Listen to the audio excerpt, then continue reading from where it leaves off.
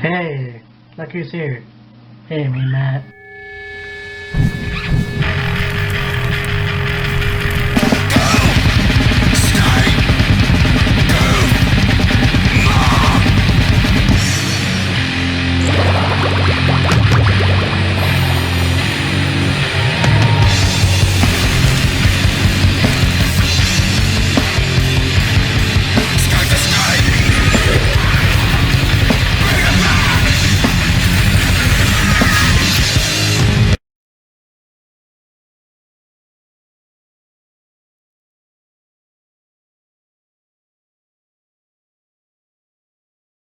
Hey, me, Matt here.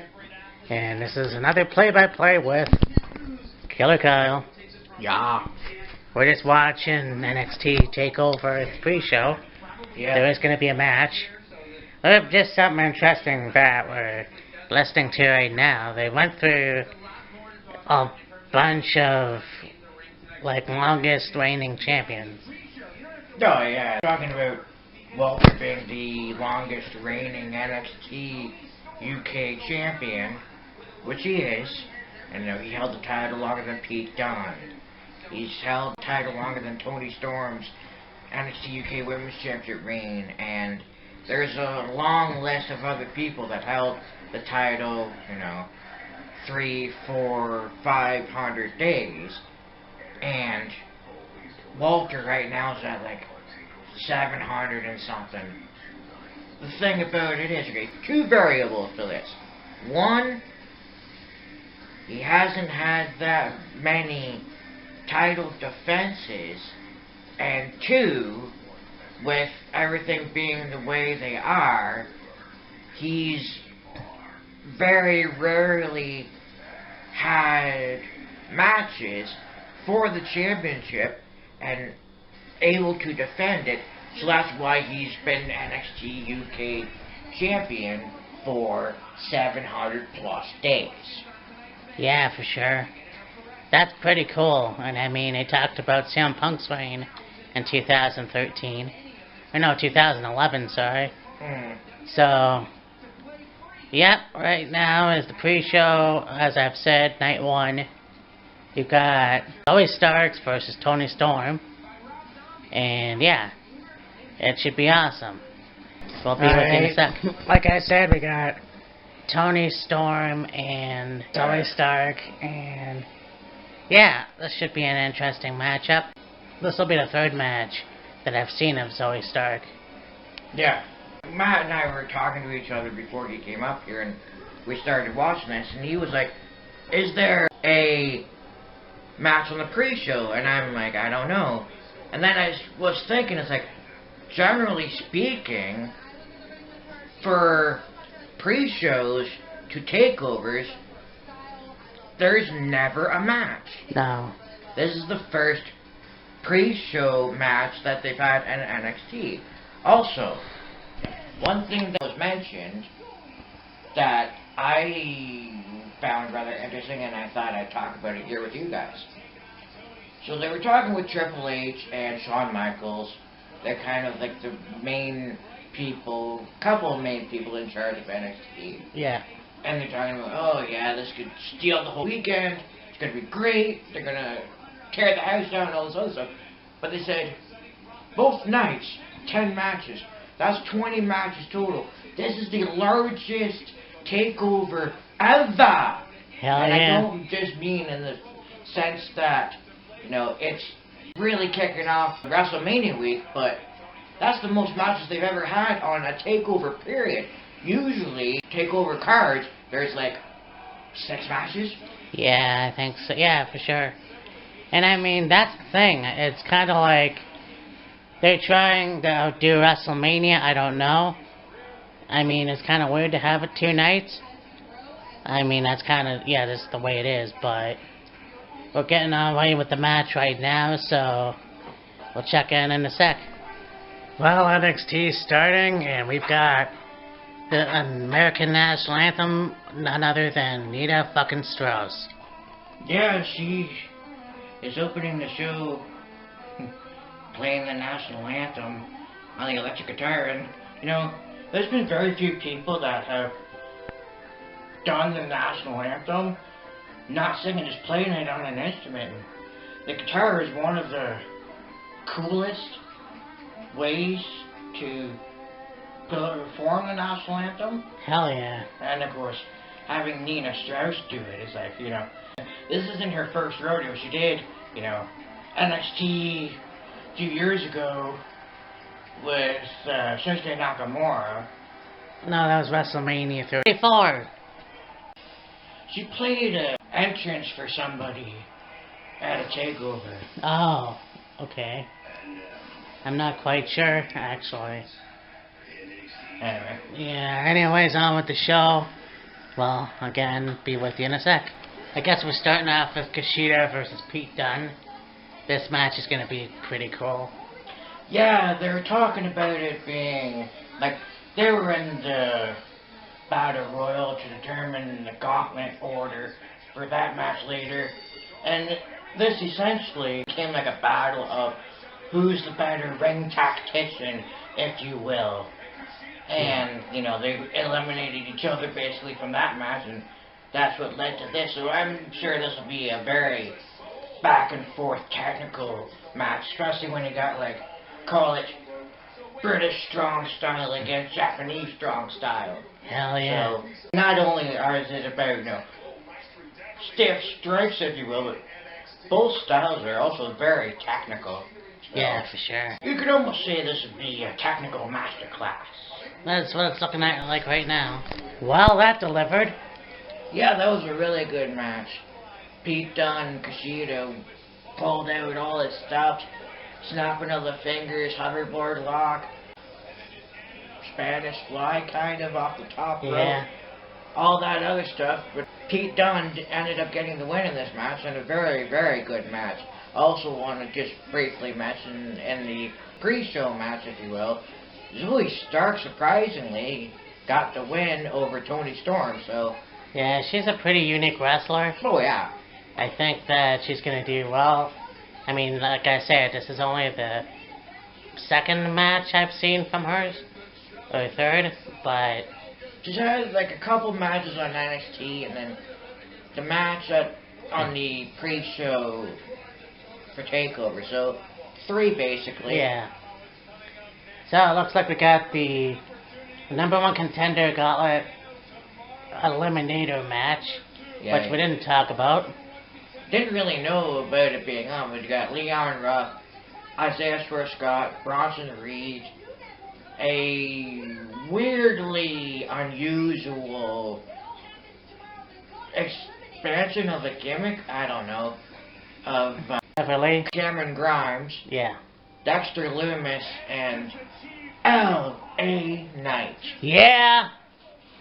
Yeah, it's going to be a good match. I can't wait. Yeah, it should be a really good match, and, you know, the winner of this will face Johnny Gargano for the North American Championship on night 2. And so, yeah. And there was some debate as to, you know, who would win this match. And it's like, who does this match really favor? I mean, all the guys in the gauntlet match are very worthy to be top contender for the North American Championship. LA Knight being new on the scene, I don't see him winning. Leon Ruff, Isaiah Swerve, maybe Cameron Grimes. That would be disappointing if he did win. Dexter Lumis. There's so much potential for that guy, and they need to do way more with him. Bronson Reed, the charging bull of Australia. There's a lot of potential for him to win this one. So, I mean, it's anybody's ball game, except I don't really think LA Knight's going to win this one, in my opinion. No. I'm going to say either Bronson Reed or Dexter Lumis. Yeah. But, yeah, we'll see when we get there. Well, to the surprise of absolutely no one, Bronson Reed gets the win in the gauntlet match. And he faces Johnny Gargano for the North American Championship tomorrow night. And I gotta say, I said Bronson Reed had the highest chance in this match. And I mean, great match. And for a big guy like him, I knew he wasn't going to easily be eliminated. And I mean, it came down to Reed and Scott was doing everything in his repertoire to take down Reed, and Reed was having none of it. Right. And of course, Reed comes off the top rope with a huge splash, and they call it a tsunami. It's like, I imagine getting splashed by him, you would feel like you got hit by a tsunami. Yeah, and I mean, fuck.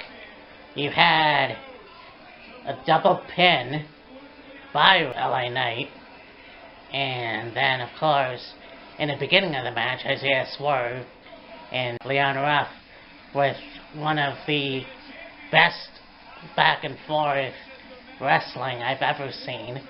Oh yeah, both those guys are just insanely talented, and moves they can do are outstanding. Oh, it was so, great. I mean, next week on NXT, I would say, or sometime soon, Yeah. have one-on-one match with the two of them. It would be amazing. Oh, yeah. Like, what they did at the first portion of that match was great, but I think, like, they did fairly well for themselves, but, like, have them one-on-one Yeah. and go, 10, 15 minutes, let's say, would be epic. Oh, yeah. Now, that would be an awesome match. Right now, it's Walter versus Tommaso Ciampa for the UK Championship. When we first talked about this, wasn't exactly sure if it was going to be for the UK Championship, and then watching the pre-show, it's like, oh yeah, it is for the championship. So he's defending it tonight against Ciampa, but tomorrow, for Prelude, he's going into a match again for the championship against Rampage Brown. Yeah. So, I have a feeling, not likely tonight, but most likely, new champion, Rampage Brown. For sure. Yeah, it'll be a good match as well. Can't wait to see it. Of course, I pretty much think who's gonna win. Yeah. Holy shit.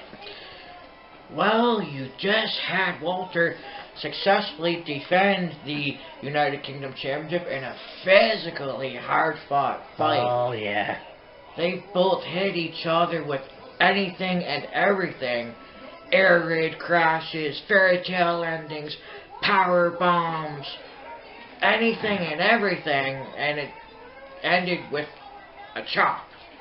Yeah. Walter's powerful signature right-handed chop finished the night for Ciampa, but I mean, gotta give it to Ciampa. He went right back to his black heart roots. Yeah. The psycho killer. Now, I don't know if he'll still be like that. I think probably he will.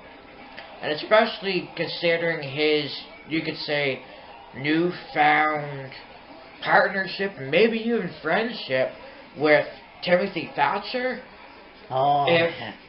the Blackheart stays, those two will be an unstoppable wrecking force, not to be messed with, and could see them eventually as tag champs. You never know.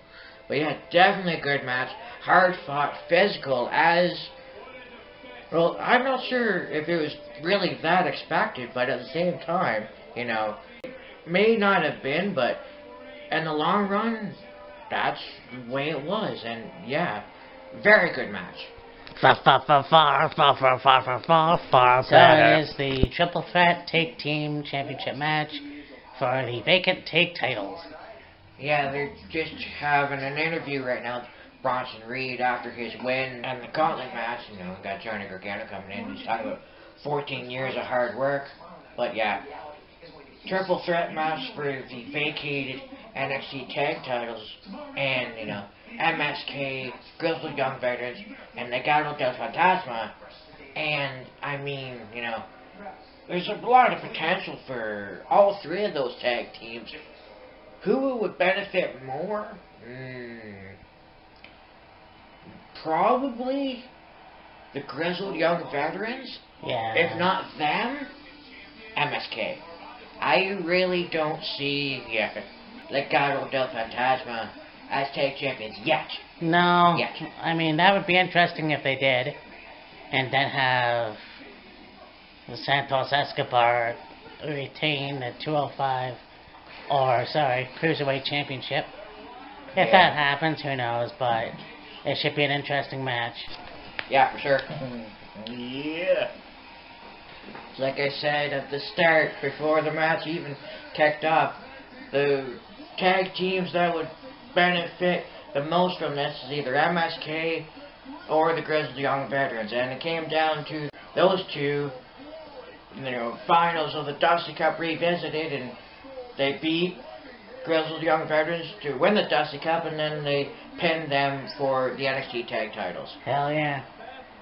And they deserved it. I mean... Oh, absolutely. This was a really good match, and the Doomsday device that, the Grizzled Young Veterans did, holy shit. Oh, I know. Having Zach Gibson do that arm lock. Safely Gates. Yeah. I'm really fucking that up. But anyways, that's okay. This match was awesome. Mm-hmm. And I mean, you're looking at the Phantasma did their job too. Oh yeah. And it was a good match. And I'm not sure where to go from here. I think that they're going to have to take on either those two for a rematch at some point. Yeah. And as far as I'm concerned, this is vindication and justification for MSK because they killed it on Impact, but anytime they got a shot of the tag titles, never went anywhere. And it's funny, a lot of those wrestlers, tag teams, that came to NXT from Impact didn't go very far, but it just seems like these two are gonna be doing great things in NXT. Yeah, they did amazing things in Impact, and it just carried over here to NXT, and they've only been in NXT for, 2 months? Oh, yeah. And they're already the tag champions? That shows you just how damn good they are. Hell yeah. So it looks like the main event for night one is going to be the women's tag titles. No.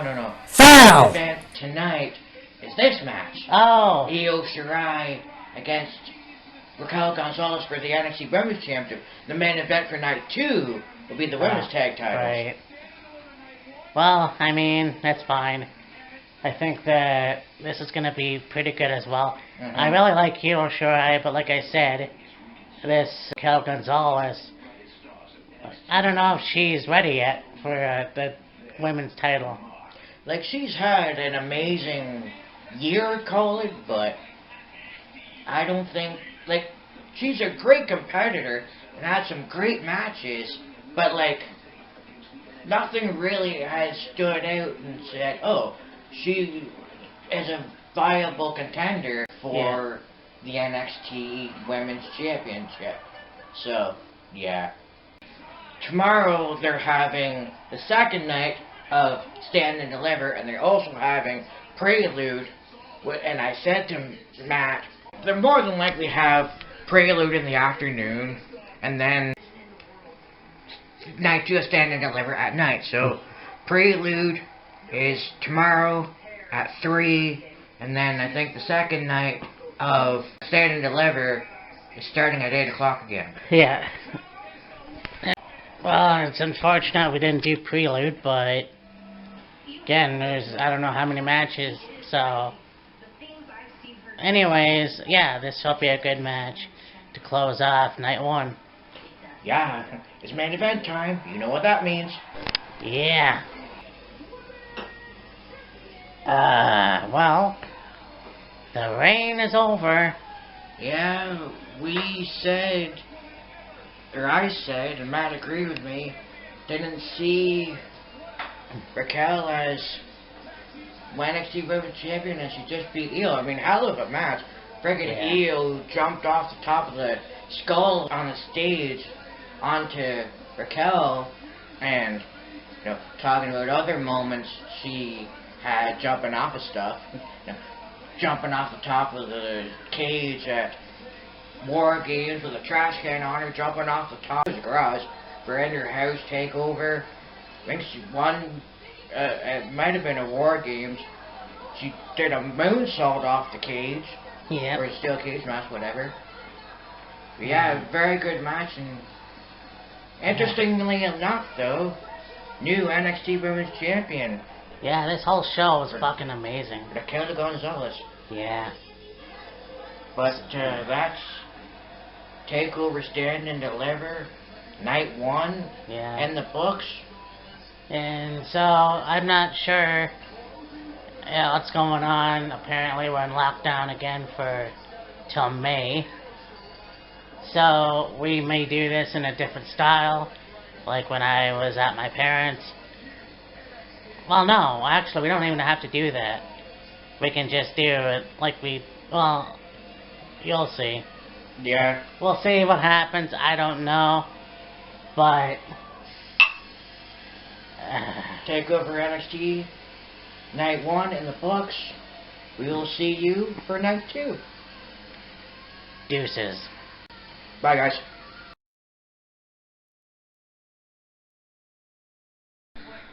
It's Night 2, NXT, TakeOver Stand and Deliver, and we got the pre-show. Breezango versus Killian Dane and Little Spike, Drake Maverick.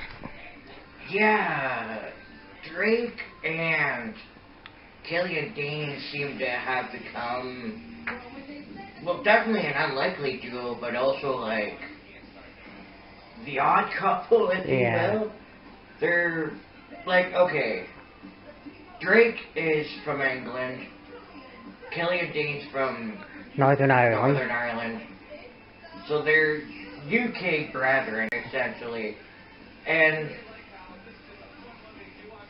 I haven't seen very much of them as a team, but I mean, they seem to do fairly well as a team. And I mean, like, since Killian's been partnered with Drake, this is kind of like the most personality Dane's had. Oh yeah, I mean, standing up to his former mate, Alexander Wolf, was kind of interesting in itself. But, yeah, this match will be awesome. The Breezango dressed as pirates.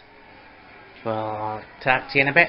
Well, in their unorthodox style, Killian Dane powerbombed Rockstar Spud onto Fandango. No, it was Tyler Breeze. No, it was Fandango. That's Fandango.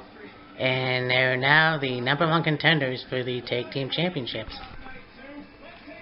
Yeah, it's like I said earlier. They have this unique relationship. Like, you know, Killian Dane's this big ass-kicking machine. He's far from what he used to be as like the Beast of Belfast, but he's still, you know, a fairly intimidating guy. And then Drake Maverick is this kind of quirky, goofy, funny, lovable guy, and they're polar opposites of each other. Right. And yet they can somehow pull it together and get the job done. Kind of reminds me, I know this will probably seem weird, but it's the truth, Shayna Baszler and Nia Jax. Two polar opposites of each other, and at times seems like they can't stand each other, but when it comes to winning matches, and even winning and defending the women's tag titles, they can get it done. So, they're a very interesting pairing, and who knows? As far as the tag titles are concerned, I don't know. We'll see when we get there, but they're the true definition of the odd couple. Yeah. So that was a good match. They're doing a preview or a highlight of last night, which I thought was fucking awesome. So yeah, NXT TakeOver Stand and Deliver 2 is going to start off in the ladder match for the Undisputed Cruiserweight Championship. Yeah. Well, it looks like we're doing the Cruiserweight Championship ladder match. We got Poppy, who I still don't listen to her, but this is a pretty sick performance. I don't know why she's trying to go metal all of a sudden, but works for me. Anyways, this should be a good opener. Yeah, I mean, Poppy once did a takeover performing Io Shirai's entrance, and now she's got this performance at the start of night 2, and yeah, we're starting with Santos Escobar and Jordan Devlin to unify the Cruiserweight titles. And one thing that they said at the beginning, like during the kickoff show, or the pre-show if you will, was, Jordan Devlin won the Cruiserweight Championship at a Fatal 4-Way at Worlds Collide last year. And he was off and running, he was defending the title quite regularly, but then, of course, quarantine happened and he ended up stuck in Ireland and he wasn't able to defend the championship. So they came up with another championship. Santos Escobar ended up with it. Both of them have held the title now for quite a while, and it's like, okay, we don't need 2 titles anymore. Let's determine who is the true Cruiserweight champion. Yeah. For each of the matches they've done in television, height, weight, intangibles, whatever.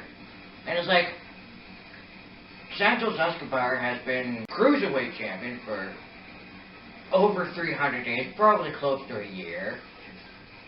Jordan Devlin's been Cruiserweight champion for 400 plus days. Somebody's gonna lose their championship and lose that long run as Cruiserweight champion, but I gotta tell you, this would be a wicked match. I mean, night 1 was really good, the triple threat for the tag titles, the NXT women's match, the match with Walter and Tommaso Ciampa. The other matches on the card were really good, but this night is where they're going to the next stage. You got the ladder match, you got the unsanctioned match, you got, the women's tag title match, the NXT championship match with Cross and Balor, and it's gonna be a fun night, I can tell you that. Oh, fuck yeah, they saved the best for last. It's gonna be a fun ride for sure. Holy shit, that was a ride. That was a really good match from start to finish. Jordan doing a moonsault off the ladder. Oh, buddy. Spanish fly off the 2 ladders. Jordan going through a ladder and breaking it, and so much other stuff. And in the end, Santos Escobar is your undisputed, unified Cruiserweight champion. Yeah, it wasn't without having Jordan fall and crash onto the ladder. Head first, I believe, but yeah, you see that moonsault off the ladder. I mean, this match was fucking amazing. They used the ladders to their advantage. I mean, you had El Guerrero de Fantasma come out and try to take out Jordan, but to no avail. I mean, it's no disqualification anyways, but yeah, that was awesome. And of course, Santos Escobar, your new undisputed Cruiserweight champion. Yeah, it's interesting. I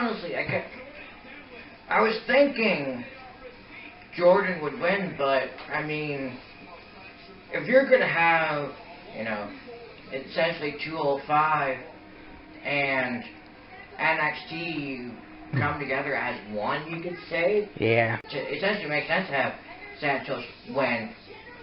And they got Santos on the stage with, of course, Joaquin and Raul, and I think his son. So, they have the Tag Team Women's Championship match. We got Shotzi Blackheart and Indy Cartwell versus Candice LeRae. Or no, Candice LeRae and Indy, whatever. Ember Moon.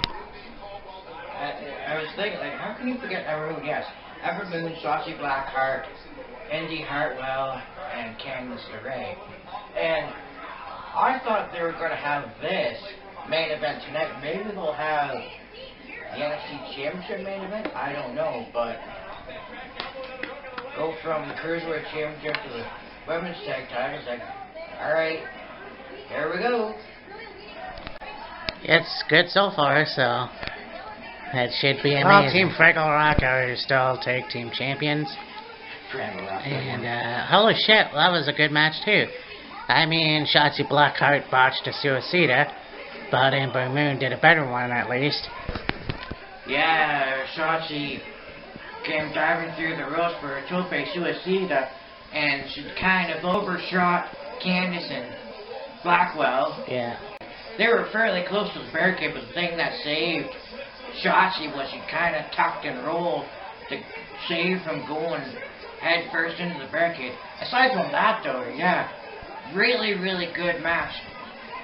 Their distractions at first were fairly sloppily done, but it ended up working in the long run, and yeah, Shotzi and Ember still women's tag champions. Team Fraggle Rock. There's a new one. Yeah, boy. Well, it's time for the NXT North American Championship. You know what that means. Yeah, you got Bronson Reed against Johnny Gargano, and, you know, Candice and Blackwell weren't able to get the women's tag titles. Let's see if Johnny can keep the North American Championship with the way, no pun intended, with the way things have gone and the momentum that Reed has. You could very easily see a new North American champion right now. Oh, for sure. I think that's possible, too. I mean, hell, you have a new NXT Women's Champion. Why not have a new champion tonight? It's gonna be sweet. Shit, that was interesting. A very good match, to say the least. Oh, yeah. Bronson pulled out everything. Gargano and Theory did everything he could to keep Reed from becoming champion. It was a great back and forth match. Yeah. Reed pulls off a moonsault, which is quite surprising, and Gargano holds on to the title. Yeah. Very good match, though. Yeah, very surprising. Well, at least the way has one champion. Which seems to be always the way. Up next is the NXT Championship, Finn Balor versus Killer Karrion Kross. And that's going to be a hell of a fight, obviously. And we both picked Finn Balor, but just the fact that they both had to relinquish championships because of injury. Yeah, that's the one variable that has been similar in Karrion's time in NXT and Balor when he was on the main roster and initially won the Universal Championship. He's the first one, but he took that back power bomb into the barricade from Rollins, and he put his arm back and separated his shoulder, and yeah. Tick. Tock. Yeah! That was brilliant, whether you like it or not. New NXT champion. Yeah, that was a hell of a match and a hell of a fight.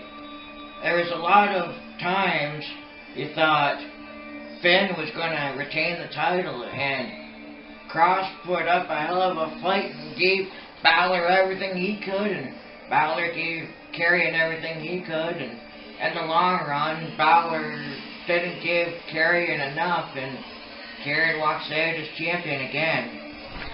And man, I tell you, you know, Finn Balor going old school by working on those ribs, but then that didn't do anything, man. That was awesome. A coup de grace turned into a cross jacket. Fuck, that was amazing. Well, it's the last match. You've got the Unsanctioned match. Adam Cole versus Kyle fucking O'Reilly. This should be an absolute war. And one thing that they've been talking and hyping up quite a bit is, of course, NXT moving to Tuesday nights at 8 on USA. Yeah. Now, I don't know if that'll be the same in Canada on, like, 360, the network, whichever, but yeah, NXT moving to Tuesday nights. Yeah. And I mean, that's great because you've got AEW Dynamite on Wednesday, so it's, you know, I understand the whole competition thing, but it's wrestling, come on. It would be better. I mean, understandably, Raw Monday, NXT Tuesday, Impact Tuesday. Yes. AEW on Wednesday, and then of course you got SmackDown on Friday. So, you know what? I love wrestling. This man loves wrestling. I think that it's pretty cool. Yeah, I mean, this whole Wednesday Night War thing is what basically everyone made up.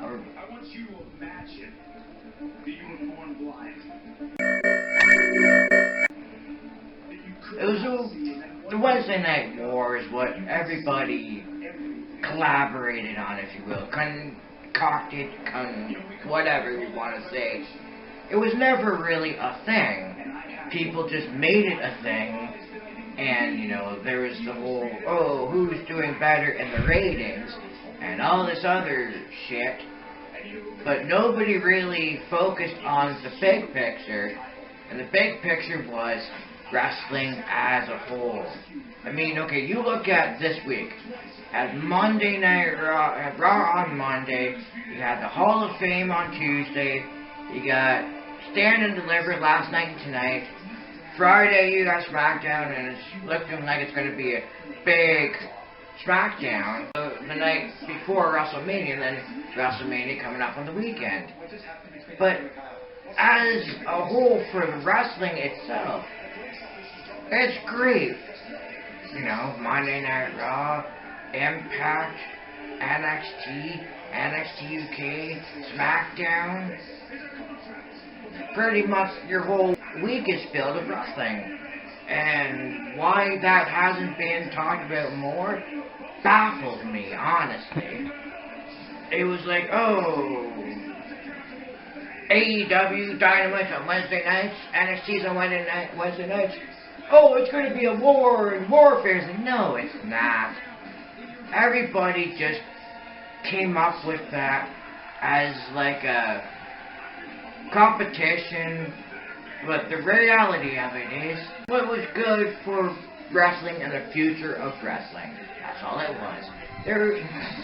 WWE had no interest in going to war with AEW, and AEW had no interest in going to war with WWE and NXT. It just, people in their minds came up with this theory of, you know, oh, both these shows are on Wednesday, so there's going to be a war of ratings and all this other stuff, and it's like, who really gives a fuck about that shit, honestly? Anyways, I can go on and on and on, but I'll stop there.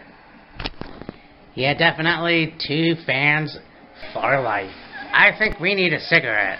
Holy fuck, these two damn near killed each other. Like, this is why unsanctioned matches, as rare as they are always the best. These two used chairs, chains, tire iron, went through the stage, everything. I mean, you had them start a hockey fight. You had, of course, the steel chair trying to decapitate Kyle O'Reilly's neck. That guy's a tough motherfucker. Oh, I know. You even have like Kyle said, go through the stage a la Bam Bam Bigelow and Taz. This match really fucking delivered like the pay-per-view says. Yeah, they stood and delivered, and boy, what a show over 2 nights. Now, tomorrow, we've got WrestleMania predictions, and then head into WrestleMania itself, and Yeah. if this is the start of the WrestleMania week, well, we're almost at the end of the week, but like the weekend, the WrestleMania weekend, if you will, you can only anticipate what WrestleMania is going to be like. It's going to be a damn good show, that's for sure. Yeah. So, anyways, I mean Matt, And Killer Kyle. and we will talk to you next time. Bye. See ya! know that them cutting WCW was a long time coming. But, I think that there's this myth out there that Jamie Keller that's why he took pleasure in cutting WCW. I don't think that's the case at all. Because if you look at some of his earlier interviews, like